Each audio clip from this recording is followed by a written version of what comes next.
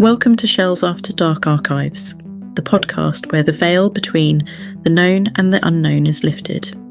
I'm your host Shell, and I'm here to guide you through the shadows of the supernatural. Here, we dive into chilling stories, unexplained mysteries, and real-life encounters with the paranormal. But this isn't just about storytelling, it's about the people behind the experiences. From ghost hunters to psychic mediums, UFO researchers to cryptid trackers, I'll be sitting down with those who dare to explore the strange and unusual. So, whether you're a skeptic, a believer, or just curious, get ready to embrace the unknown. Turn off the lights, settle in, and prepare to journey into the After Dark Archives.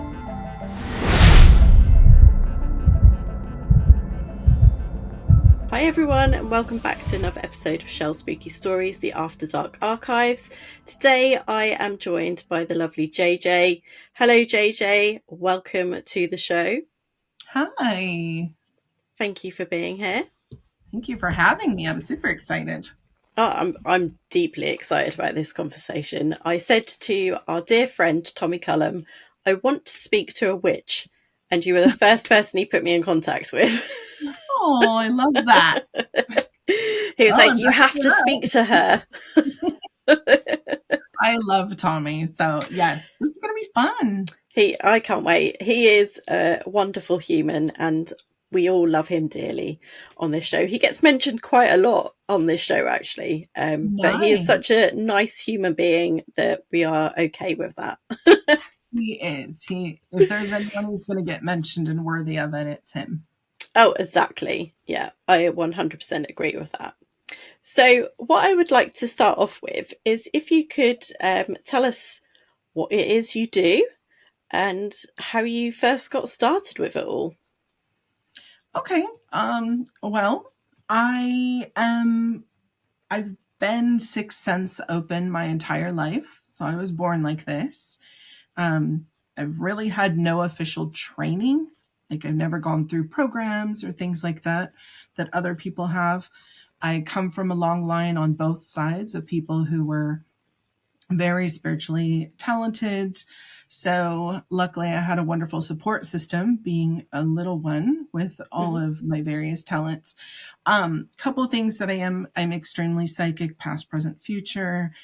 I do mediumship, astral projection, divination, energy medicine, psychometry. I do a lot of astral traveling, remote viewing. I can do telepathy if the other person can hear me. Wow. Dream precognition. And my specialty really is energy and entity clearing and cleaning. And I really try to focus on being a metaphysical teacher and a support system for people who are going through spiritual awakenings so that they have a safe place to ask questions, a safe place to get information without someone who's selling something, right? So yeah, I once in a while will have classes for things that I teach, but all of my videos are on YouTube for free. I'm not monetized. I apologize for the commercials if anyone listens. On them. But on top of all these things, I'm also a psychic specialist for a paranormal investigation team. I'm also an ordained non-denominational minister. And on top of all of that, I am an all elemental, eclectic, solitary white witch. I absolutely love every single word that you just said. A whole lot of words. If I could have like a dream wish list of like what I could do in the world, that would be like tick, tick, tick, tick, tick. Well, I've got news for you. You are absolutely talented and you are able to do all these things. So I feel I do try. Well, and it takes practice, and it also takes when spirit taps you and says, hey, I need you to focus on this. And all of a sudden that part of you just blossoms. Yeah, that's very true. And I kind of feel like that when I decided to step into this kind of world that I'm doing now. Everything seems to, how can I explain it? Like you don't feel like you're pushing against anything anymore. It all flows. Yes. Which is great. Exactly. But So you also know what it's like when you're trying something that's not meant for you yet. It yeah. feels like you're running into a brick wall. Oh, yeah, massively. And I think that I always say it's funny because what I do now is kind of what I ran away from for so much of my life, which is funny because you would think that something you're really meant to do and passionate about, you'd find it really easy. But I think I had to go through certain things to make now easy so that Yes. I understood the journey. Well, and also so that you have proper empathy and compassion for others, Mm, as well as those life experiences that you sometimes need in order to get proper context of what the work is that you're about to enter into. yes, that would make a big, big difference to people, doesn't it? It's like I kind of wish that I had something like this when I first awakened. Um, I don't even think podcasts were really that big when I was awakening. Mm. It was more kind of people doing books and probably like the odd live on Facebook or something. Yeah. But I would find now like delving into podcasts so much easier to like feel like I wasn't alone in the world because it's what you feel like. I know that I've got a few friends now who are actually going through the whole awakening process and Oof. they're finding it so much easier because I can kind of explain to them, what it is because I was going through that, say, 20 years ago and I was like, oh, yeah, this is what that will be. Like, you just have Yeah. to do this, this, and this. Yeah. And, I mean, when I started, the internet wasn't even around, right? When I Mm, was younger. And so what we had was we had groups of people, family, friends, who would get together and literally someone would host every couple weeks. yeah, And we would trade books and VHS tapes of lectures people had gone to I love that. and, just have conversations. And it was really wonderful because even though, I was younger at these things, I got to see how the adults were transferring information and Mm, communicating. And so, when the internet came, and obviously before I decided to come out on the internet, I think I hit the end of YouTube at one point, which is when podcasts were introduced to me. And I had always thought, oh, it's so weird, like to be home and listen to somebody.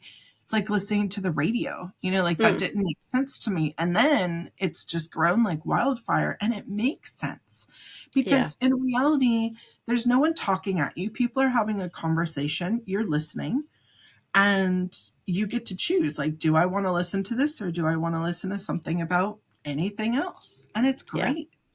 It is, yeah. I mean, if you had said to us as kids, like, this is what you're going to be able to do in the future, you'd be like, Right. yeah, right, okay. Exactly. I'd be like, whatever. So, But how old were you when you actually realised that you could kind of do all this stuff? birth Yeah, and yeah, I before. say that too. Yeah, there was no date, I would say. It just kind of always was. Hmm. I can remember out of body experience. I must have been like 3 months old. Wow. And I just floated up out of my body. I was at a babysitter's and I was the only infant apparently at the time. And so she had put me in like a little bassinet type thing in Mm. this room that had no furniture in it by myself. And she had two Siamese cats. And apparently, these cats would always sit next to me on either side whenever I was sleeping or just docile, which, I Yeah, mean, as an infant, you're basically just a giant potato. So, yeah, and so here, I float up out of my body and I see the two cats, I see the room. And obviously, I'm 3 months old, so it's not like I'm telling anybody afterwards. mm. But a couple years later, we're in the grocery store and I see her and I went right up to her. She's excited because I'm older now. And, oh, JJ, how are you? And I'm like, hi, how are the cats? Can you tell them thank you for watching me? And her eyes get big. And she's like, what are you talking about? And I'm like, oh, well, when I used to go to your place and you'd put me down for a nap in the room with no furniture and the two cats always stayed next to me. And she freaked out because the last time I had seen her, I was 5 months old.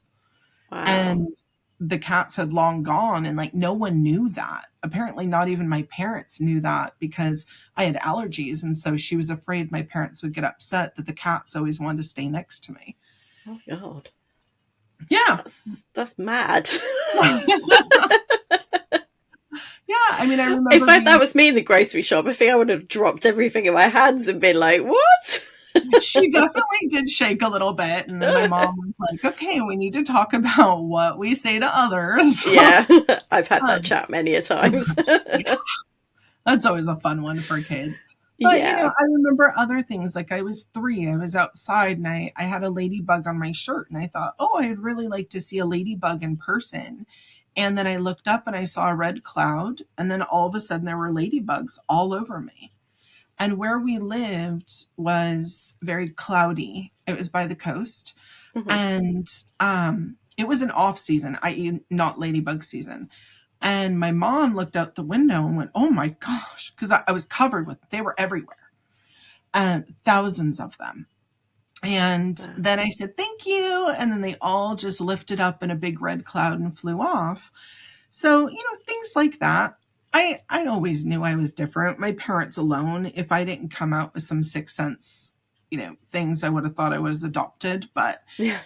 you know, to me, that's normal. I realized that I had to hide a lot of that for a lot of years because it wasn't safe to be public. But, you know, now that I'm able to just be, I mean, I'm very blessed. I'm in a place in California where I can walk down the street and I can wear a shirt that says, you know, I'm a witch, and no one bats an eye. Yeah. And I don't take that for granted. I know not everyone has that opportunity, but it's very, very freeing being able to fully be myself for the first time ever. Yeah. In public or online, and, you know, people don't instantly think, oh, stay away from that one. I mean, I'm sure there's people that do, but I don't have to deal with it. No. we just ignore those people. Exactly. Yeah. No, I know what you mean. It is very freeing to be, especially I think with the word witch as well. Yes. It has so much like history behind the word, doesn't it? That is all about us not being able to be who we are as women, and all of that. The history, you know, having, like, in this day and age, having to wear, you know, being able to have a t-shirt that's even printed with the word witch is, you know, quite an honor to go into a shop and be able to buy it to express who you are. You know, it wasn't that long ago that you wouldn't even be able to, you know, make a herbal tea without being told that you were, you know, not to be trusted, not to be touched, not to go near, and all the rest of it. Well, and there still are pockets of the world where that happens. And, you know, last year in fall, I was talking a lot about the Salem witch trials. I am a direct descendant of a woman who was hung at the Salem witch trials. And, you know, I didn't even find that out till like my 30s, which was odd, but it makes sense. And, you know, the reason why that was taught in school, pretty much across the board, you know, in America especially, was for people to understand the way that the law used to be and how horribly wrong it can go if we don't start understanding and honoring people's rights and evidence, etc. And I feel like we're almost entering back into a time of that again, where you are getting people who are saying, you know, yoga's evil and don't drink tea. It's, you know, all the things, right? Like demonizing all of these things that are just basic good for your health. I mean, if they outlaw tea, your country is sunk, right? Yeah, there would be so many issues over here. Yeah. I mean, that's like outlawing coffee in America. The whole of Yorkshire alone would be just up in arms. Yeah, because I mean, think about it. There's a whole culture around tea, Yeah. and even in America, I mean, if they were to take away coffee, I think everyone would, picket and riot. It'd be awful at Starbucks. Mm-hmm. So, Yeah. but I mean, if you look at it from an outside view, like really just pan out and look at history and the ebbs and flows of it, everything, the pendulum always flows to things get really, really dicey. And then Mm-hmm. everyone sees, okay, that went real bad. And then things start to level out. And then sometimes things go to the other side where things get very free and open and, nobody challenges anything. And that also has its own demise, right? Yeah. Because people do need boundaries and limitations. So it's kind of finding that happy place. But also, right now, paganism and witchcraft are among the two spiritual beliefs, or if you want to call them religions, Mm-hmm. that are exploding because people really are wanting to have a spiritual connection, not only with the earth, but with themselves and take their power back. Yeah. And that really is what witchcraft is about. I mean, I know male, female, non-binary witches. So witch is not a gender term. Mm-hmm. And furthermore, all being a witch means is that you understand that you have control over your own personal power and that you can work with the different elements in order to bring to fruition something along with spirit or within divine timing. Right? So it's I actually taking had the this conversation this morning with someone who was a pagan, Ooh, because she was kind of asking me like if I had any beliefs as such, and I said, well, I don't really have. I wouldn't say I have like a belief in one thing. It's more that, I mean, when I go into a paranormal investigation, I've said this numerous times that I wear a St. Michael's, I wear a St. Benedict's, for protection, and I talk to angels, I talk to guides, spirits, and I always say spirit rather than God, but that's my okay. own personal preference. Um, but I do also love the traditions from other religions, and I also think like the paganism is so, like the history behind it, the old ways, and the earth, and working with like earth, the planet that we've Mhm. got, the elements, is so powerful. So I think I take like a mixture of everything and just make up my own support system, I Absolutely. suppose. Yeah. And I mean, I was not born or raised Catholic, Hmm. but when I was very young, I knew how to say the rosary in two different languages. Yeah. Like, I knew that, and no one had taught me. Wow. I'd never been to Catholic church. A couple of my friends were Catholic, but we were far too, when you're 4 and 5, no one's reciting No. the rosary at a birthday party. Yeah. So, I mean, and I hold deep respect for religions. Mm. I personally love looking at the older religions and the old ways and seeing the link between all of them to paganism. Yeah. And I mean, even if you look at Germanic history and lore, a lot of people think it's all the Norse lore, but they don't realize that it's really deeply tied to Germanic lore as well. Hmm. And even some of those old stories, you just change the name and change the surroundings slightly, and you're talking about stories in the Bible. Yeah. And, you know, Exactly. ancient Egyptian, right? You change some of those gods' names to people's names and start changing just a few little tweaks of where they Hmm. are or the item involved, and you're in Old Testament stories. Yeah. So, and I don't say that to be disrespectful to anyone's belief or religion. I say that to show that there is a broad term unity that we all understand on some deeper level, which is why we become attracted to these things. Hmm. And why, furthermore, we all across the planet seem to relate to these, even though we're quote unquote different religions or we believe in different things, but they all stem from something very similar. Yeah. I totally agree with what you're saying. And I think that my husband says this a lot. He isn't religious at all, but he's very into like history and the history of religions. And he always says this. He's got such like a vast knowledge of it, and he'll be like, "Well, that's the same in this religion. That's the same as this in this religion." And I think if you really did like pick them all out, there's so many similarities across the board. And I found that fascinating because I wonder, in my little brain, I always wonder, like, was there just like one thing when we all started? You know, I'm not saying that it was God or anything, but that's obviously what the Bible tells us. But was there something that happened and then said, right, this you're all going to go down this path, you're all going to go down this path, but it's the same thing, just, you know, it will evolve over time or something.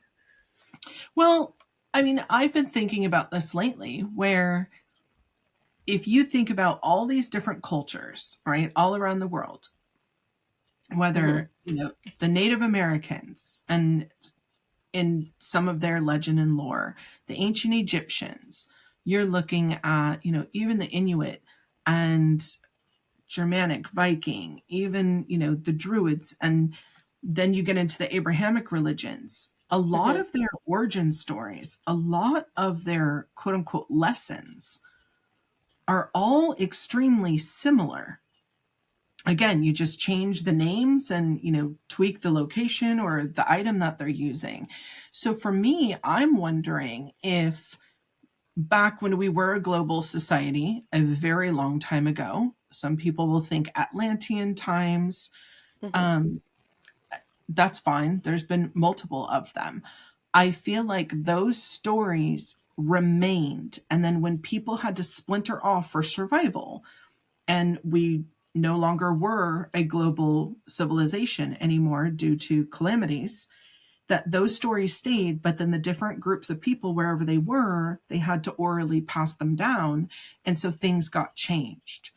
And then as people do, right, depending on where you are and where you've been, people start to splinter off in their own groups and their own little cultures, and things arise. And even if you look at cultures and traditions, there are reasons those traditions started, and it's usually because of the geographical area that they are in. Like taking your shoes off before you go into someone's house.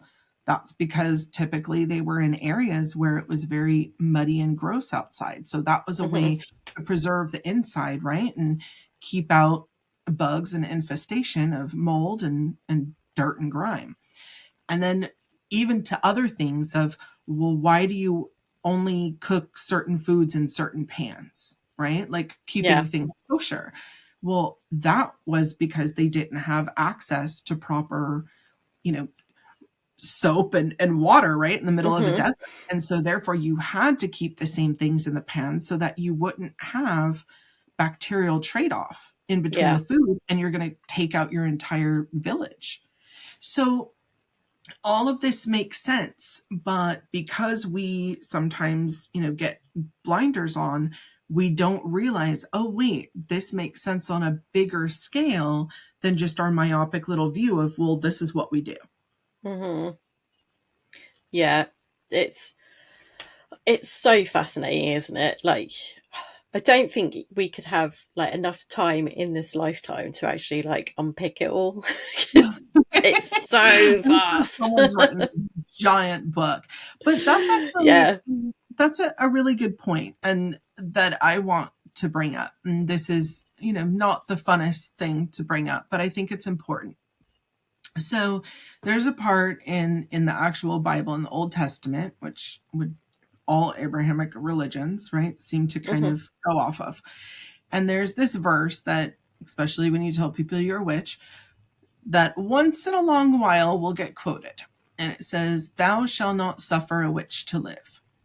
And so this really bothered me, right? Because obviously, for obvious reasons, it's not so great. No. So I started to do some history into it. And blessedly, I have a couple friends who were actually in school to become rabbis. So they had studied all the ancient texts. And I said, can you do me a favor and tell me what this actually means not the translated one that we're getting, but in ancient Hebrew, what do these words actually mean? And the actual breakdown of the text says, you will not let a cunning woman. And again, the word cunning, you just think, oh, okay, manipulative, right? Yeah. No. Back in those days, there were specific women who were the equivalent of, I don't even know if we could say that word anymore, but I don't mean it with any meanness. How women were portrayed when they were old fortune-telling gypsies, where they would kind of wander around, right? They'd wander around, they would do spells, they would do cards and give you answers. But they didn't live anywhere. Like, they weren't part of a specific tribe. They would wander around and get their money, and then off they'd go. That was what this word was referring to. And there isn't a word anymore for it. So that's why I have to kind of describe it for people to understand. So basically, these wandering women would go around to little tribes and they would offer their services. And they did love spells and, you know, all sorts of business spells, all sorts of different things. And in those, to work their magic, they would take bodily fluids from either you or the person you wanted to affect, and they would mix them up. Now, when I say bodily fluids, a lot of people are going to think blood and saliva. But no, it was fecal matter and urine as well. That's even worse. It's much worse, which again is breaking it down. So if you can imagine, you are a small nomadic tribe, okay? And let's say little Greta over there wants, you know, Bobby to fall in love with her. And so she pays this woman in gold, oh, can you do a spell? Well, the woman does a spell where she's basically going to make this thing to be fed to Bobby that is fecal matter, urine, blood, and saliva that has been mixed with herbs that has been sitting out in a hot desert.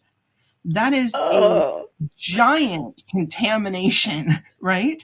And as we know now from modern science, if you ingest things like that, there's hepatitis A and B and a whole bunch of other gross things that can happen in the gut. And so these rules were made specifically to ensure that the tribe would be able to survive.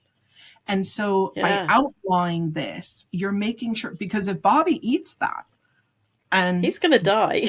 Well, right. But before he dies, he's taking out like 5 to 10 other people with him, because Bobby doesn't know he's sick, and he's going to go and cut things, and he's going to sweat on the wood. And now that steam, when the wood gets burned, is going to be inhaled by other people. Or if he's preparing food or meat, he's now getting all of that biological stuff into the food source, and he's infecting and potentially taking out the entire tribe. So again, these rules and laws were put into place because of cultural things that were going on at the time in order to protect and literally health and safety people. Right, exactly. So when I worked with my friends who were doing the ancient Hebrew translations, they were like, wow, this is fascinating. And then there was a wonderful historian who I have tried multiple times to find their paper on this, but they wrote a huge paper on this, which was amazing, that I had read as well. So I did more than just, some word translation and put things together. Like, they're actual scholars who have done this work. But I'm quoting their work. So when you break it down, they weren't saying all witches need to die. What they were saying was people, and now the word witch is what we use, right, for them. But women specifically who did this kind of magic back then weren't allowed within the tribes. And it didn't say to kill them. It just meant thou shalt not suffer a witch to live. But the last part is to live within your community. Within your tribe, because if they allowed them into the tribe, they would end up usually causing sickness, right? And then everyone died. A whole lot of drama going on there. But isn't that interesting, right? Because it's so easy for someone super religious who doesn't understand that just to think, oh, well, all witchcraft's evil. No, Mm-hmm. if witchcraft and magic were evil, then explain to me why Moses had a whole magic off with 6 other magi in Egypt. And that's Yeah. in the Bible. So obviously, magic was allowed. They started to regulate who could use it Mm-hmm. because it was a free for all and no one was listening to everyone because everyone had self power. And then, Yeah. you have that coming down the pike with organized religion, which is it, in my opinion, usurps people's personal power and gives everything over to you. Just listen to what this man tells you to do and follow Mm-hmm. blindly. That does not work for me. So No. typical practitioners of witchcraft or people who say I'm spiritual mean they don't follow the guise of one religion. They're not listening to one man say, what I say goes. Mm-hmm. They are having a relationship with spirit on their own. They are communing with that within themselves and taking their own power back. Yeah. Amazing. What boggles my brain is like, how back then did some woman go, if I take his feces and I take her Mhm. urine, mix it all together. Yep, they'll have a baby. Yeah. Where does that even come from?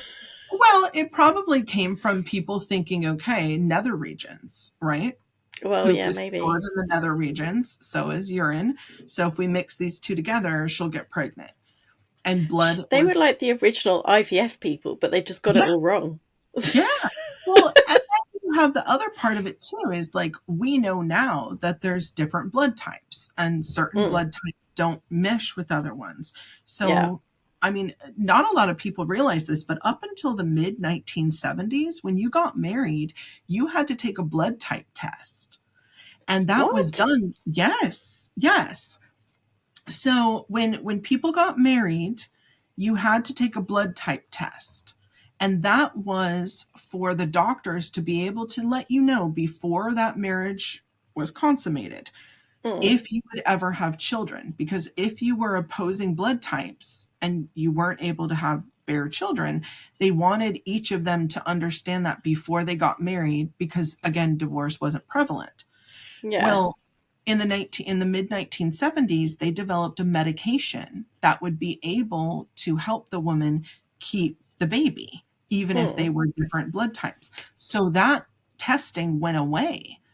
But unfortunately, younger generations don't remember that was a thing. Well, think about people, 1,000, 2,000, 4,000 years ago.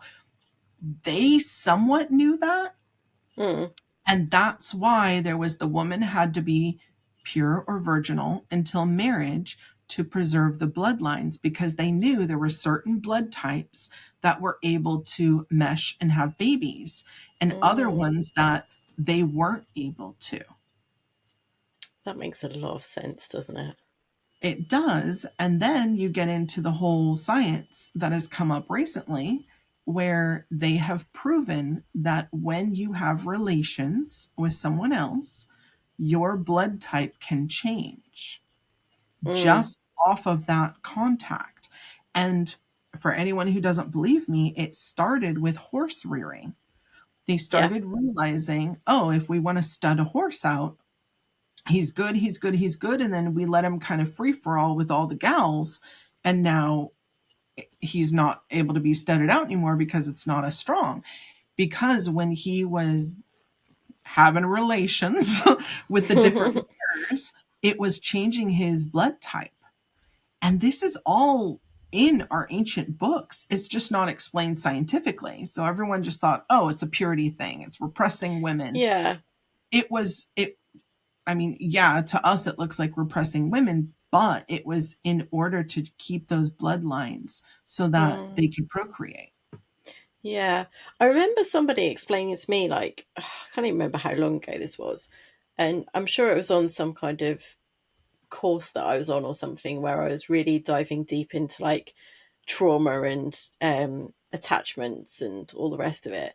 And so I remember somebody saying to me about like when you have relations of some sort with another Mhm. person, and their DNA is obviously left with you, that a part of them is always kind of with you. And I Yep. thought, oh, there's some people that you just really don't want hanging around. And Yeah. it does make sense, like when you think about it. But yeah, I was like, oh no, there's going to be so much baggage to unfold there. Uh-huh. Well, and the same goes with the male anatomy. A lot of people don't realize that it goes both ways. Mm, Now, obviously men can put something on to yeah. protect them from contact, whereas females not as much. Hmm. But it can happen. I know one person that documented through government documentation. Okay. Hmm. Their blood type has changed 3 times. What? Three My blood, times? yes, my blood type on medical paper has changed twice. That's mad. Mm-hmm. We live in such a crazy world. Like, the more people I speak to, Isn't it I amazing? realize just how crazy it is.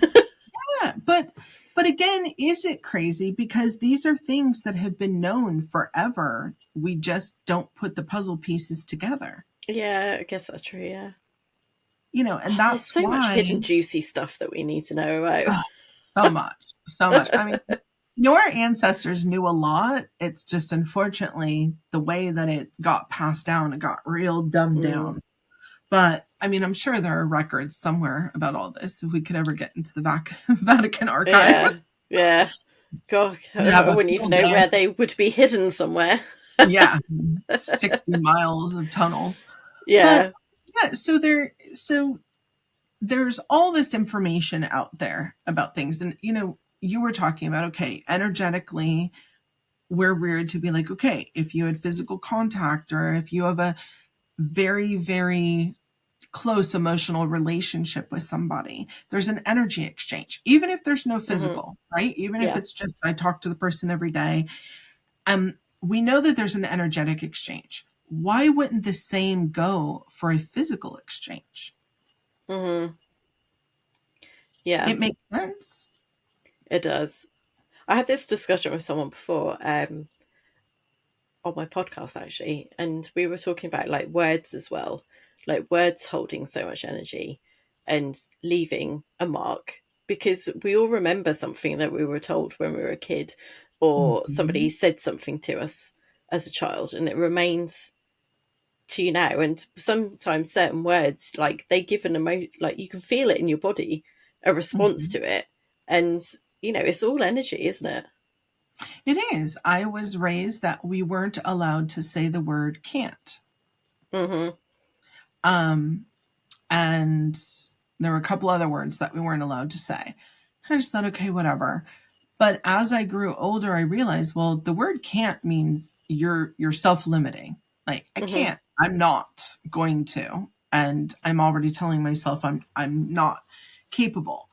Yeah. But if you say something not right now, or, well, I can, I just don't want to, right? Mm-hmm. You're not self-limiting. And again, Yeah. it's all about that personal power, of taking that personal power back and understanding that everyone is capable of everything. Mm-hmm. It's a matter of, what do we want to put our time and energy and mind into? Yeah. That's a really good way of looking at it. I love, like, talking to people about these things because they give such good advice. Such good advice about everything. I So, try. one thing that really fascinated me when I was, and it's quite personal to me as well, is when I was reading all of your stuff on Instagram, was the, like, dark entity stuff and energy clearing that you do. That really fascinated me. Okay. Tell us more. Tell us more. Okay. Um, so energy clearing is pretty cut and dry, right? Hmm. Energy flows, energy gets stuck. You need to clear it out every once in a while. It's the same like with your drains, Yeah. right? We all have a shower, and occasionally we all have to clean that shower and Hmm. the drain. And it's normally not great, because normally people wait to clear their drains when it's all backed up, right? Yeah. Because that is alerting us that there's an issue. I try to teach, and really, really advise people strongly, if you can make part of your everyday grooming, just like you shower every day, if you can remember to also clear yourself spiritually, you won't get as many backups, Yeah. right? So big blockage situations. Now, with entities, that's a whole different ball of wax, because there's so many different reasons and ways and things that exist that can glom on. There are good things. There are energy attachments that aren't bad. They're here, they serve their purpose, and then off they go. And then there are some really, really nasty ones. And that's usually when I get called in, right? On the real nasties. But, the number one thing for myself is, if someone doesn't want to do the work in order to not only get the thing to leave, but also to keep it away from the future going forward, I will decline. Yeah. Because to me, it's just going to come back. What's the point?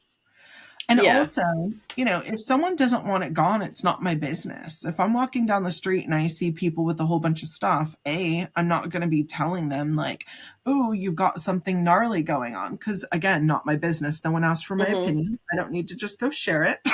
Yeah. Can you imagine just walking down the road and tapping someone on the shoulder? Excuse me. Yeah. I mean, but because I already know that spirit is going to make a situation happen if I'm supposed to be involved. And that has happened far too many times. I will have people who randomly talk to me, people who just randomly find me, and it's for one situation, and then off they go and never see or hear from them again. I wish them well.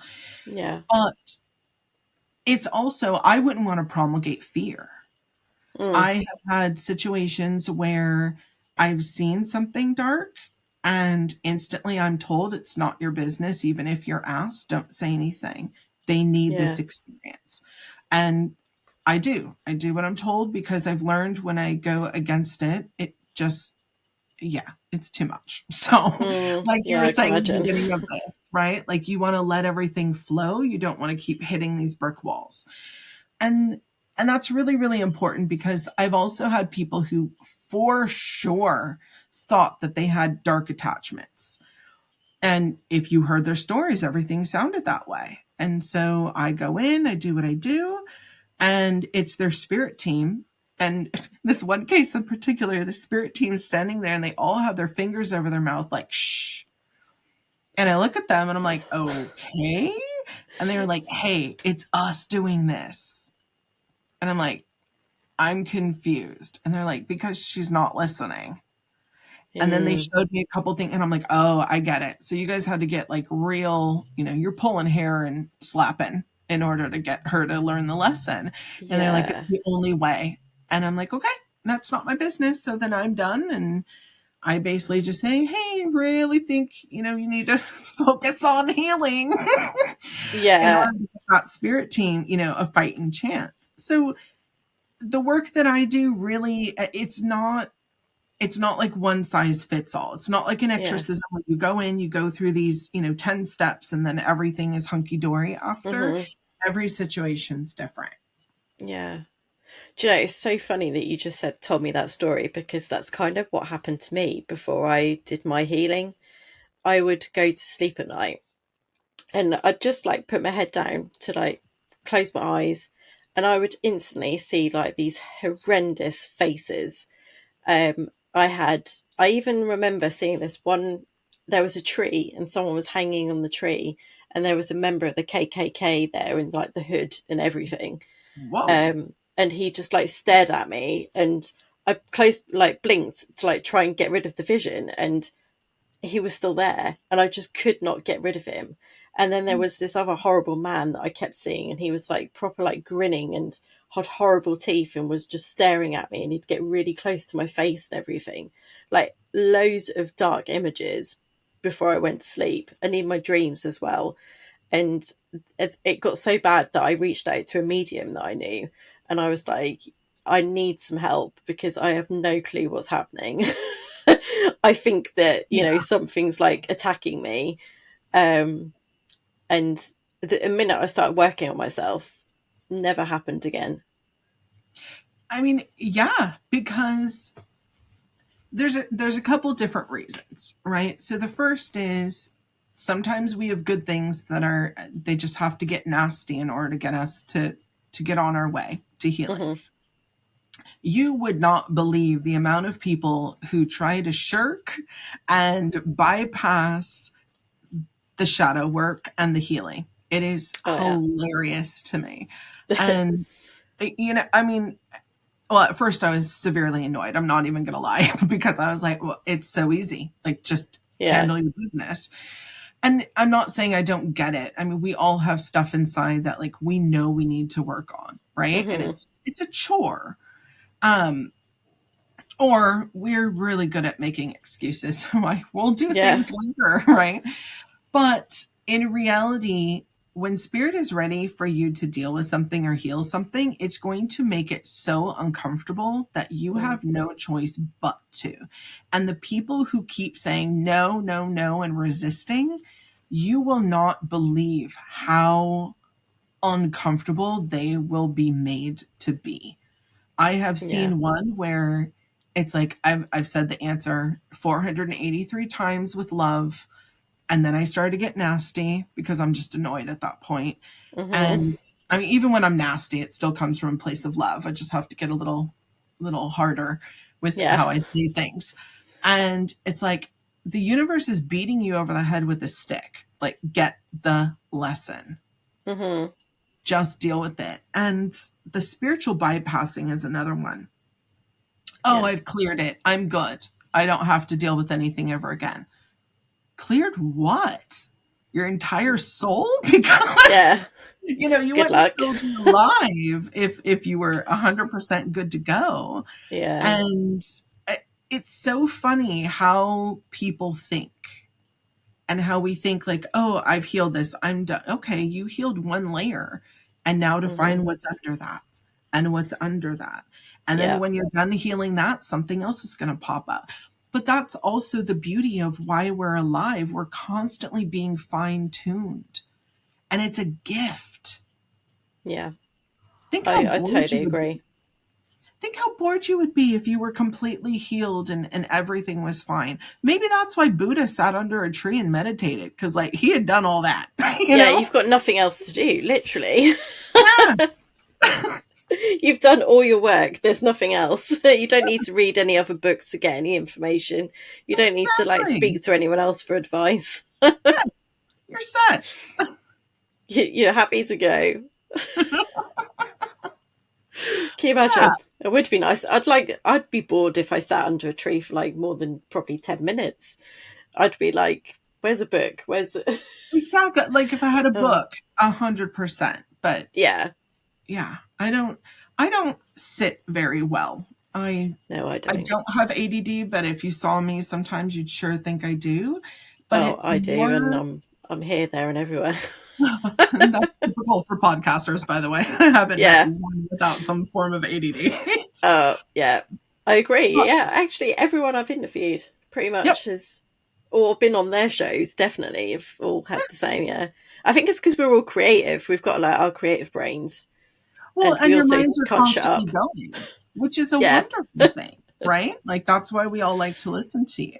I don't have ADD, but I do not understand the purpose of like just standing still and doing nothing. And that's my issue, right? Like I definitely need to relax more. So, so I have to like, take time to relax and like set everything up all perfect. And then when I'm sitting there trying to relax, I'm wondering why am I not relaxing fast enough, because everything's on a schedule. So, so, you know, and that's my cross to bear. I am working on it. I've gotten a lot better than I used to be. But that being said, I constantly on the daily feel like I am here. I need to fulfill my purpose as well as just being helpful and useful in this life. And Mm-hmm. sometimes that means I'm outside watering my garden and I'm smiling at people who walk by Yeah, because they're not used to seeing someone who smiles at them. I've I know. made a lot of interesting neighborhood friends that way. Yeah. And sometimes it's just, I can remember this one time I was going out on a smoke break and I see this girl, she's across the street, she's sitting on the sidewalk and she's just head in her hand, the big dramatic, I'm crying. And there's Mm-hmm. no one around and I don't see anyone coming to pick her up. So I kind of watch her for a couple minutes. And then I walk over and I say, I know you're not okay, but what do you need? Yeah. She looked at me, all sorts of tears. And she said, I just need someone to be here. And so Oh, I just sat down next to her and I just sat next to her for about 15 minutes. And she ended up, putting her head on my shoulder and the crying and the whole thing. And I said, if you want to talk, talk. If you don't, don't. yeah. And, at the end, she was done. And she said, thank you. And she literally just like got up and wiped her tears and walked away. And I thought, well, that was weird, but okay. And It that's what probably meant so much to her, though. well, and also, I mean, think about when we were teens, right? How nice would it have been for an adult at one of those moments when we're just like falling apart? When you're a teenager, everything is the end of the world, right? Oh, God, I was so dramatic. Oh, we all were. I don't know one teenager who wasn't. And you're having this big, grand moment, right? And then some adult, like a safe space, just is there, just lets you be. There's no trying to calm you down. There's no trying to talk you out of it. None of that. I feel like we need a little bit more of that in the world. Yeah, definitely. Everyone's very quick to judge these days, aren't they? Girl. Too much. Oh, yeah. Yeah. It's Judgment very sad. Yeah. Well, and also, I mean, I feel like we've always been quick to judge, but then there's catching yourself. I mean, I do it, right? We all do it. Yeah. You kind of make like an instant little and then usually there's that part of you like, no. What Yeah, if stop what it. if this or what if that? Benefit of the doubt. Yeah, you soften it a little bit. Yeah. Yeah. Definitely. The world is just mad. Every day I wake up and I'm like, what's going to happen today? Everything has been sped up. Yeah. Do you think it's like, I was having this thought the other day when my husband said something about, I think it was something political to do with over here. I mean, everywhere's in the same situation, I think, at the minute. Mm-hmm. But I don't really get involved in that side of things because I personally think they're all idiots and something new needs to come into effect because it's all ancient things that need to be changed. That's my say on politics. But he said something and I was thinking, I wonder if it's like the dark being brought so that everyone can suddenly see like what's wrong with the world so that some light comes in and changes it all. It's like things getting so bad that everyone has to see it. Yeah. That there's not like a small percentage of people going like, oh, well, yes, it's bad, but you could be in this situation. Because I think at the moment in the UK, pretty much everyone is on the same level for the first time, maybe ever, about the political side of things. They're all like, what? That never happens. No, I know. It's so bizarre. Like, I always watch these things more from like an energetic perspective than like I always think, what's the bigger picture? What are we not seeing? I completely agree with you. I saw it happen about 15 years ago where stuff started happening. We've always had bad stuff happen, right? Like bad stuff happens. Yeah. That's kind of a constant. But about 15 years ago, it started happening all the time, like constant. And it was, okay, one thing, maybe like big thing a month. And then it was every 2 or 3 weeks, and then a week. And then now we're to the point where it's multiple times a day, right? Yeah. It's just every time you turn around, it's something insane. And Mm-hmm. I've heard some people say, well, this is because we have more access to information and news, and, you know, you're looking for it. Not necessarily. Yeah. You know, not necessarily. Because unlike most people, just the way that my family was and how I was raised, I was always in the news. And I've been on this planet a good long while, before and after the internet. And I can tell you that we have never had this much turmoil worldwide with every major fixed system. So politically, the way, like, even down to like how food is moved and grown and what we're eating, like, I mean, everything in the world is affected. Every part of your life, school systems, drinking water, you know, bathrooms, sanitation, everything worldwide is affected. So yes, obviously politics are, and always have been, a hot mess, but also people are like, they're letting their masks fall off. And, you know, before people, you know, okay, maybe you had a strong opinion, right? But you could wear a mask and pretend. They would pretend a little bit. They're not pretending anymore. They're just showing how nasty and ugly they are on all over the world. And that is interesting because astrology wise, if you look what's happening in astrology, like, we are ripe for it in this time period. Yeah. And America especially. I mean, we've had a Pluto return, a Uranus return, like everything is returned in this country. Wow. So, I mean, it makes sense, right? And, you know, all those big generational planets that dig up everything that isn't working and then they throw it in your face because it needs to be fixed. But it's also happening all over the world in different aspects. So it's very interesting to me, to the bit of astrology that I know, look at it of, okay, that's going to be hitting this country, right? Like, this alignment is going to hit this country. And then to watch how it plays out, knowing how it's also affecting other countries. It's fascinating. I mean, yes, these are very chaotic times, and I think we all need naps multiple times a day, but but they're also really fascinating times. Yeah. I think, I agree. Like, when you look at the bigger picture, like, I'm surrounded by a mixture of people, like people that are very much like go into full on panic, and then other people that are a bit more like me, and they're just like sitting back and like observing and just seeing like what's gonna play out, how's it gonna happen. It's very interesting. Very interesting times ahead, I think. Oh, indeed. Yeah. I would say for anyone out there, you know, I know a lot of people who don't watch the news at all. They know nothing of what's going on in the world other than their tiny little bubble.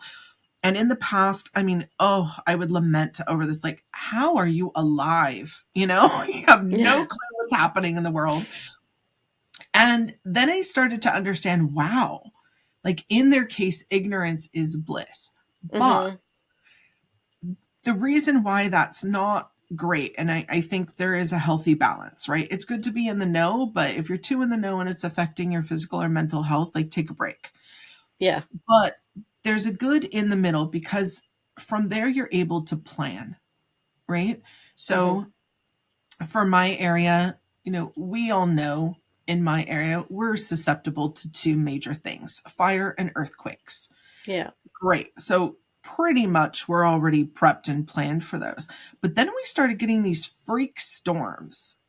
And normally, I mean, it will rain a little bit and like we all kind of freak out because we're not used to it, right? And everyone instantly forgets how to drive, and it's a whole thing. Oh yeah, that happens in England quite a lot, which is weird because we get quite a lot of rain. Yeah, so you think you guys know what's going on, but it's weird. But these storms that we've been having the past 4 or 5 years, I mean, I'm a native here. I've lived here my entire life. Mm. I've never seen these. These are like straight hurricanes. Yeah. And thankfully, I was prepared for a couple of these because I do have people like you who are like total panic mode when something Mm-hmm. comes up. And I started saying, uh-oh, this is going to be a lot bigger than normal. And thankfully was able to warn some of my friends who take nothing seriously. Oh, it's just going to rain a little bit. I'm like, no, I would definitely cancel that outside barbecue Yeah. because a little hurricane came through and Yeah. a lot of people were not prepared. So again, Yeah. that's like a physical example. But if you think about it, if there is going to be a major supply chain shortage, it's probably a good idea for you to have a couple days of food inside or Mm-hmm. some non-perishables, rice, beans, things like that that you can make. Look what happened, when the world shut down from the pandemic. Yeah. There were a lot of people who they had no provisions. Mm. And then you had other people who were hoarding toilet paper for the apocalypse. Like Yeah. choices. See, even when you talk about the whole toilet roll thing, it seems like such a long time ago. It does. I just think we all lost our mind over toilet roll. Yeah, and that was 4 years ago. You Yeah. want to know something really, really funny? Have you ever watched the show Supernatural? Yeah, I love that show. Okay, do you remember their apocalypse season that they did? Yes. Okay, that was like in 2014, I think. Yeah. That came out. In there thereabouts, yeah. There was a scene in one of the episodes where Dean is looking at his future self and he's like, hey, is there anything that you can advise me to get, like, so we could stock up for the future? And future Dean looks in the camera, breaks the fourth wall, and says, toilet paper. That stuff is gold during the apocalypse. No. Yes. Oh, I hate all those like premonition things. I remember it when the, everyone was hoarding toilet paper in the beginning and someone put it out. I went, I remember that episode. And I remember when I watched it, I had a weird feeling. Oh, yeah. You say it and I can actually like see the whole image in my head. Mm-hmm. And things like that just don't come to your brain until somebody says it, though, do they? Oh. Right. It's all that predictive programming stuff, isn't it? Well, but also I think Or is it? I mean, is it, or is it that we're bringing things to fruition, or is it that people are trying to actually give people a heads up? Yeah. I mean, when it comes to movies and shows, I don't watch a ton of TV, right? But when I do, I like to binge things. So when Netflix came out, that was amazing for me because honey, I'm this old. I used to VHS record TV shows and then I would set my little recorder for every night for these shows. And then a week later, I would watch them back to back without commercials. So I could fast forward through the commercials. That's genius. I dislike commercials, but I also, I hate cliffhangers. Oh, those are the worst. So, so in watching the trends, right? Because there's always a trend. There's like a dinosaur trend, right? Where everything that comes out is about dinosaurs and stuff like that. And then there's like an apocalypse trend. And then there's a trend on these types of, assassins or this or that, right? Start watching the trends of what's coming out in mass, shows, movies, all that stuff. They usually all kind of come out with like a 2 to 6 month window. A whole bunch of them will come out. And then watch what happens over the course of the next year and a half. Yeah. Because the ones at the moment are all kind of AI based, aren't they? Or the ones that have just come out are all a bit like AI taking over type things. Yeah, which, I mean, I'm not too worried about. No, I'm not. Because we've all been dealing with AI for far longer than anyone wants to understand. And on that note, I just, for anyone in your audience who's heard about this, if you think your AI has become your spiritual guru, and or your AI is a sentient being, I please want you to go online and research a bit, because it was deliberately coded that way with the older versions in order to get you to come back. And people are now complaining to the engineers, and they're trying to fix it. They've created quite the monster where Wow. they aren't trying to feed you lies and conspiracy theories to have you come back for engagement. But that's what they were doing. Yeah. Wow. Yeah, it was quite scary. I had to deal with more than a few of those videos being sent to me. People like, oh my God, Yeah, I can imagine. AI is a sentient being. And I'm like, no, it's not. It's how it was No. programmed. Yeah. I'm pretty sure, yeah. You could ask it, like, to become a comedian. It would probably tell you a bunch of jokes, wouldn't it? It will. But people were actually getting it to tell them things that were proven lies. Yeah. And it was reporting them as truth. And it shouldn't be able to do that. But No. the way they had coded it was to tell you whatever you wanted to know for you to come back for engagement. So, Okay, yeah. yeah, so the engineers are working on it. Again, I live in Silicon Valley, so I'm hearing all the tech stuff and all these issues far before normal people are Oh, hearing yeah, I them. can imagine that's like you just go get a coffee in your coffee shop and hear all of the juicy details. We have the $1 billion Starbucks that I like to go to every once in a while, and I'll order like a really complicated thing and just stand there and listen, because you'll hear about business deals going on, but also you will hear some people talk about incredible things that are coming or things that are being worked on. And so you're like, oh, that's interesting. Yeah. Oh my God, I'd love that. Ooh. It's also still a Starbucks there, so there's some, unpleasant people as well. Wow. Yeah. Baristas, Nothing though. exciting like that happens in coffee shops around here. Aw. Well, you never know. Well, yeah, true. I have had some weird conversations around here every now and again when I nip into a shop or something. But that's just what the lovely people of Northumbria are like sometimes. I'm sure they're great. I'm starting to notice when I go out and like nothing abnormal happens, those are the days that I'm like, what's going on?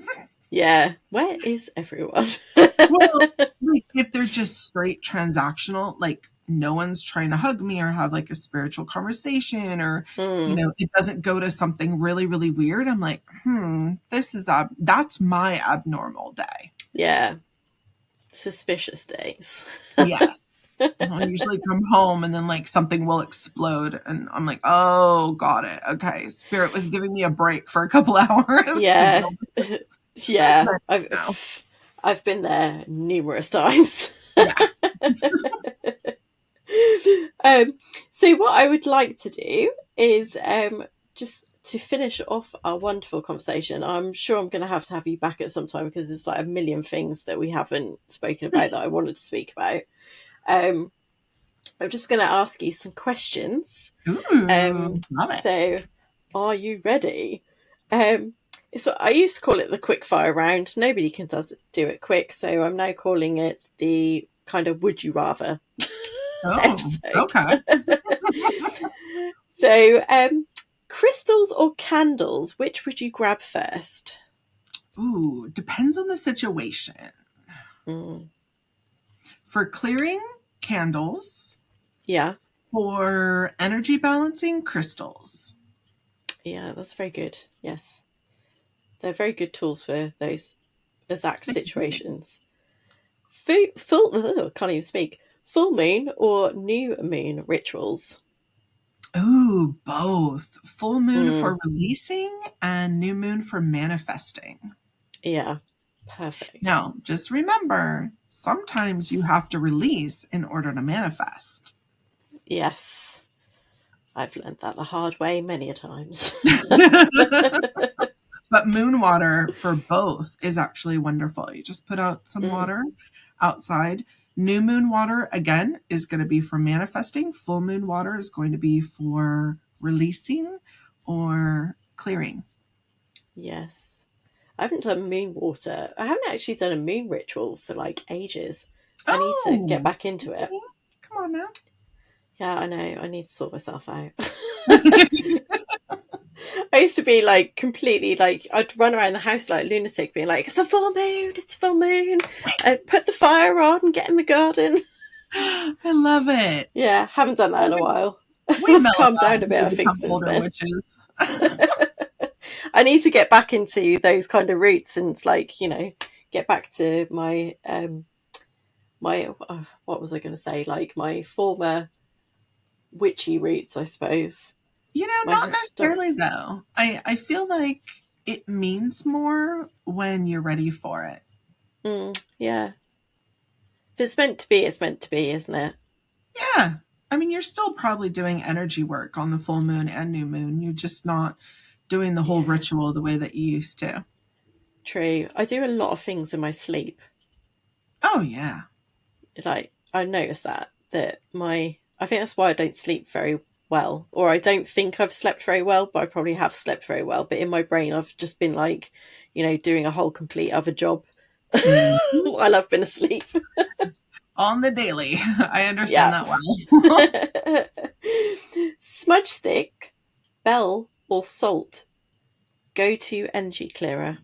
Oh, salt 100%. Hmm. But if it is, so which tip? if if you're feeling your energy is a little bit musty Hmm. and maybe you're in a crowd or whatever, go take some salt, wash your hands with it. Just literally put it on your hands, use it like a pumice, and just wash it off. It will help just quickly realign your energy. If you're Oh. feeling severely ungrounded when you're out with a lot of people and maybe you're not close to home, take a little salt package, put it in your shoes, Oh. and that will intensely help just kind of reinforce your natural bubbles and protection. Bells are Yeah. great when I have like a larger location that I need to Hmm. clear quickly. I actually, when I'm doing a one on one clearing with somebody and I'm working on the chakras, I actually use the bells for each of the chakras to see how clear it is, because the bell will not ring as clearly when there's a blockage. Oh, interesting. But you got to work with your bell. You have to sync your bell and all that. But Yeah. yeah, I use them as a clearing tool. Now, smudge sticks are absolutely wonderful. Don't get me wrong, but please, for the love of God, people, remember you have to have windows and doors open. Hmm. Otherwise, you've just got all the negative stuff running around in the Yeah. middle of the room. Yeah. I did that once. The first time I ever used like a smudge stick, I didn't realise that you had to have the doors and windows open. And yeah, I didn't have a very good night that night. Oh, I'm sure. Your little I remember saying caffeinated to my devil. friend about it, and she was like, "No, you needed the doors and the windows open." And I was Yeah. like, "Oh, okay." Yeah, you need to give it a place to exit. I'll try it again. But yeah, I definitely do that now. I'm like quite religious about that. Have you ever seen a physical entity manifest? You've On the probably seen about daily. 100. Like, what hour do you want me to report it? Yeah. So all the time. Yeah. Witchcraft in the forest or in the home? Ooh, well, always in the home, but Hmm. in the forest is lovely. I haven't had too many opportunities to do that, actually. Yeah. I can imagine it's quite powerful, isn't it? Just, I love being in a forest like a wood. There's I would something about suppose it. it would be. Now that I think of it, I'm like, oh, that would be wonderful. Yeah. Knowing You me, should do it. I'd walk in alone and have a whole coven leaving, Yeah. Start an event in the forest. right? The one herb you can't live without. Ooh, this one is tough. Mm. I am going to say one that's, well, there's two: basil Hmm. and cilantro. Uh-huh. I love the way both of them taste, Yeah. but I definitely rely on basil a lot, but also cilantro as well. Hmm. Um, they do different things in different ways, but they're very, very effective. And I think also that's why I put them in probably almost everything I make. Yeah. I love rosemary. Rosemary's got to be my favourite. I have the giantest rosemary plant right now. That's not even a bird. It's giant. But she's so happy. And she talks. So my best witch came over and she's like, oh, could I have a couple sprigs? And I said, yeah, just ask her. And so she asked the plant, and literally it started to move on this certain place of like, you can take it from over here. Yeah. I've seen that happen before, like somebody talking to the plant and the plant like moving towards it. I think trees can do it as well. I've seen it before. All creatures can. And all plants talk. I mean, I talk to my grass. Even it'll tell if it wants to be watered or not. Yeah, I've got artificial grass, so I'm not sure I'd get much of a conversation back. It's going to be a different one, but yeah. Yeah. I'll be out there tomorrow going, hello. Nothing happened. All your potted plants and stuff. Yeah, they love being talked to, actually. Yeah. I've got I think it's called a golden snake plant in this office. It's behind the curtain, so you can't see it. Oh. But I often like talk to that, and I've just planted some flowers in the back garden, and I was talking to them the other day. Good. I think my husband was like, why is she bent over and talking to the plants? But it's not the weirdest thing he's ever seen me do, so... You know, I have cameras at my house, right? And I have a big joke because I like watching some of those true crime stories, you know, well, they'll have the video of like the last time she was ever seen. Yeah. And I told him once, I said, if the last time I'm ever seen, if they use the home video, they're going to see me talking to a lot of things that aren't there, including all the birds and the plants and everything. And you can just imagine it on some documentary going like, well, it was quite clear she had some psychological issues. Wait until they hear my YouTube channel. Yeah. Yeah, I often think about things like that. I'm like, yeah, I'm not sure they're going to come up with any good conclusions. I'll be let's not pursue this case. It's too much hassle. Exactly. She'll show up eventually. Yeah. Have you ever been scared during a cleansing? That's a good one. Ooh. Yes. Twice. The first one, I was young when this one happened. But it started to, you know, they're very manipulative when they don't want to leave. And it started to manipulate my helper and I against each other. It started to make each other look evil to each other. Oh. Yeah. And that was a wee bit scary of like, okay, I came in here with help and now I'm on my own. Yeah, I can imagine. We rectified that fairly quickly. The other one was, I know I've talked about this one several times, but this person was handicapped, not able to get up easy at all, wasn't really able to walk without a walker. And this person literally stood up and ran across the room and got in my face. Oh my God. I do not even know how I would deal with that situation. I mean, I knew what was happening, but when you know and I knew this person really, really well, when you know someone really, really well, so you know what they're capable of, and you see their physical body do something you know they're not capable of. Yeah, you've got to wonder what you're dealing with. Well, I knew, but still, I was like, whoa. Yeah. No, yeah. Jeez. But they're all well now. So that's the bright side. Wow. That's like something out of like some really scary film, isn't it? Yes. Yeah. If I was ever going to make a small movie about that, that would have to be one of the most dramatic scenes. And it was. I mean, I'm not going to lie. My blood went cold. I can imagine. Like, mine's gone cold just listening to that. Yeah. You're a braver lady than me, I think.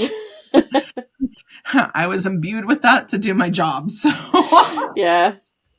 Oh. What's the one thing people always get wrong about witches? that we're all evil. Yeah. I would say 99.2% of all witches I've ever met and known have been absolutely wonderful, caring, and loving people. Mm-hmm. And that is even for the ones who don't practice as I do. You know, obviously I'm a white witch, right? So I only practice white magic. I Yeah. know practitioners who do black magic, gray magic, all different kinds. Mm-hmm. And even the ones who, you know, we're not on the same path, even them at their core, they are, you know, loving, helpful people. They just go Yeah. about helping in ways that I wouldn't. Yeah.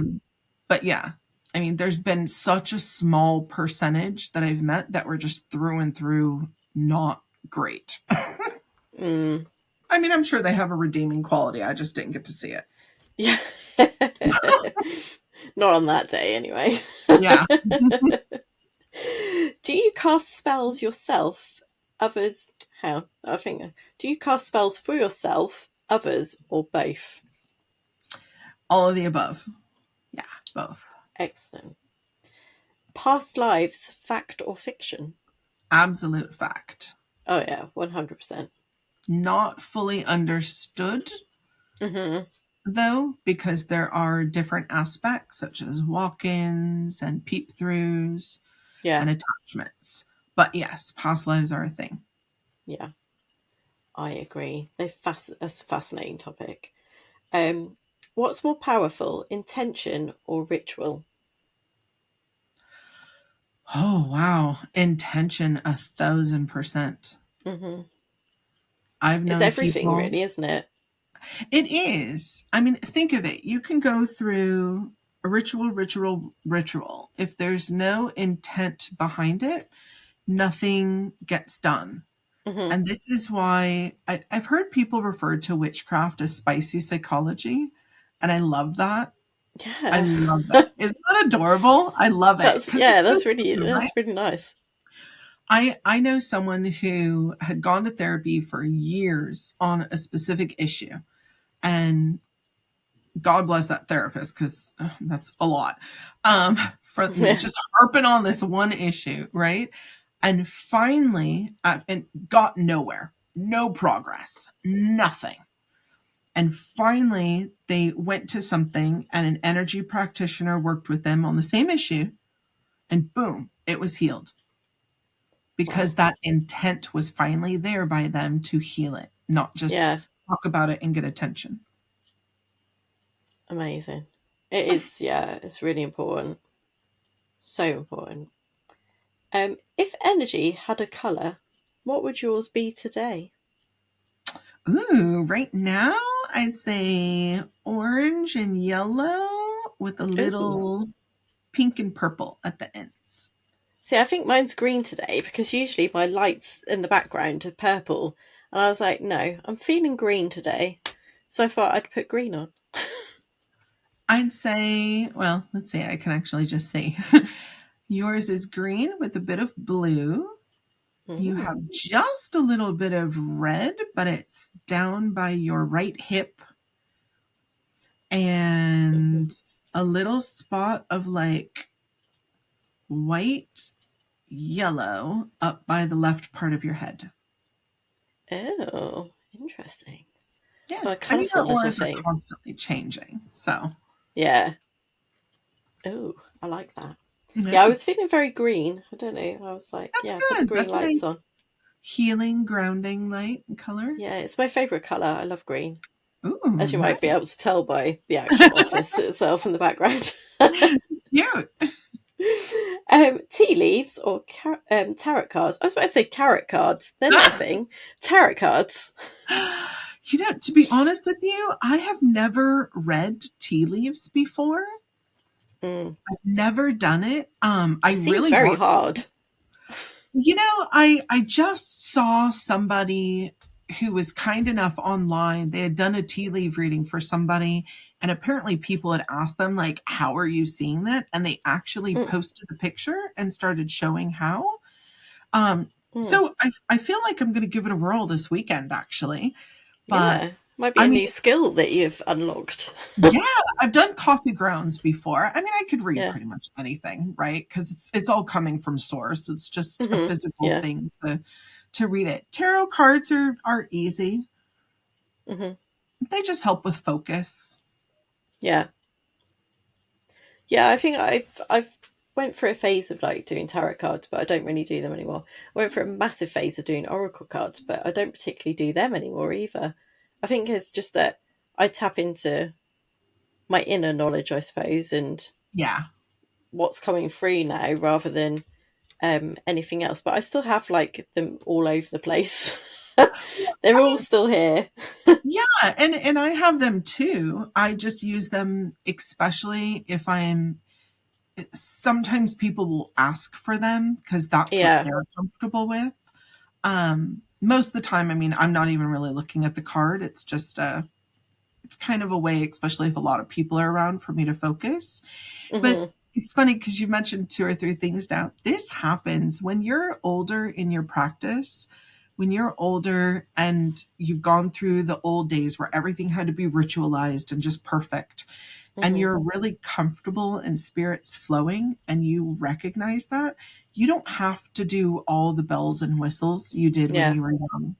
It just flows. It comes. I mean, you understand it. You get feelings, Yeah. yes and no and all the things. But don't get me wrong, tarot cards are sometimes nice when you're stuck. Yeah. I also like collecting them because they're pretty. I am going to be making a deck of oracle cards soon. Oh. Yeah. Can't wait to see those. Well, those are going to be complicated, so I have to paint all of them. Oh, yeah. Whew. Yeah. Yeah, I will be keeping an eye on that. Thank you. I like to collect packs of anything that says Oracle or Tarot. They tend to end up on a shelf in here, to be fair. Nice. Most haunted object you've ever encountered? Oh, this is a weird story. It was a stuffed blue monkey. I love that. Very, very weird. Yeah. Yeah. I recently, well, I say it was a couple of weeks ago, me and my friend, we went into a charity shop and we were looking at some old, like they had a bunch of old teddies in there and some of them are really nice. And there was this one that has like some weird kind of Christmas hat on. And I picked it up and for some reason, there was some reason that I felt compelled to pick it up. And I was like, I do not get a nice feeling from this. And I said to her, I went, just hold this and tell me what you feel. And she went, oh, I feel a bit sick. And I was like, yeah, I think there's something going on with that bear. And I said, well, put it back. And then we went a couple of weeks later and it was still there. So I picked it up again just to see whether I got the same feeling. And we both did. And I was like, I think we should get him just to like find out what's going on because I think he needs to go like to another place. So he's currently sat in her garage waiting for us to investigate him. I said, whatever you do, don't take him in the house. Yeah. Has anyone gotten sick or anything weird happened? No, we've both been fine. It was just like I would have kind of described it as a more like an anxiety sickness. Oh. Than a like, evil kind of sickness. So I think he's got a story to tell and I think he possibly needs to be moved on somewhere. So we're going to find out.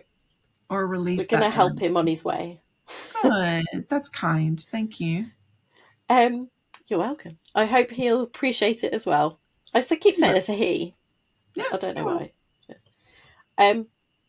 What's the wildest thing you've cleared from someone's energy? It's probably a completely loaded question. Yeah. I don't even know how to describe what this thing was.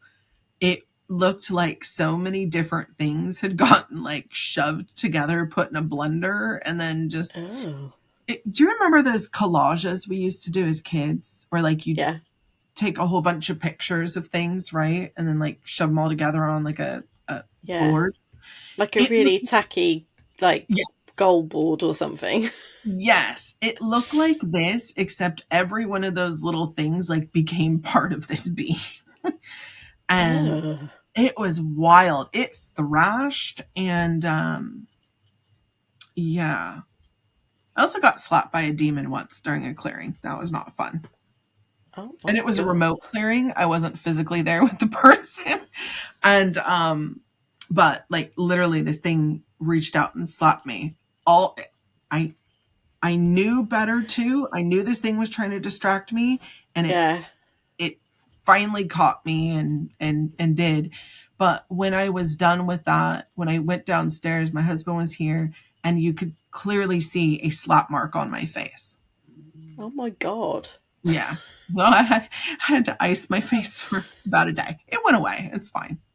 But yeah, that's why you be careful with things. Yeah. Too right.